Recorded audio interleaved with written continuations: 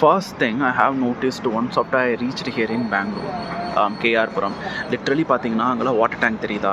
எல்லா வாட்டர் டேங்கும் பாருங்களேன் எல்லோ கலரில் இருக்குது. மார்னிங் ஆல்மோஸ்ட் வந்து ஒரு 4:30லேருந்து நானும் உட்காந்துட்ருக்கேன் தனியாக.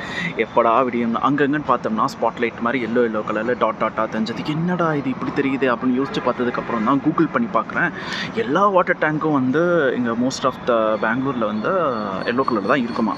என்னென்னு ரீசன் பார்த்தோம்னா இந்த எல்லோ வாட்டர் டேங்க் ரெடி பண்ணும் போதே வந்து யூவி இன்ஹிபிட்டை மிக்ஸ்அப் பண்ணி மேனுஃபேக்சர் பண்ணுவாங்களாம். ஸோ வந்து யூவி ரேஸ் வந்து உள்ளக்கு ஈஸியாக பெனிட்ரேட் ஆகாதான்.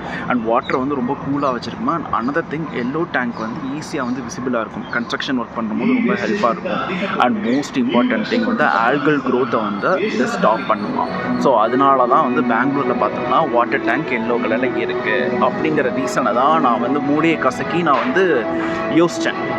நீங்கள் அப்படி ஃபஸ்ட்டு வந்து பெங்களூர் வந்து ரீச் ஆகிட்டு என்ன நீங்கள் வந்து பார்த்தீங்க, என்ன டிஃப்ரெண்ட்டாக பார்த்தீங்கன்றத மறக்காமல் கமெண்ட் பண்ணிட்டு போங்க.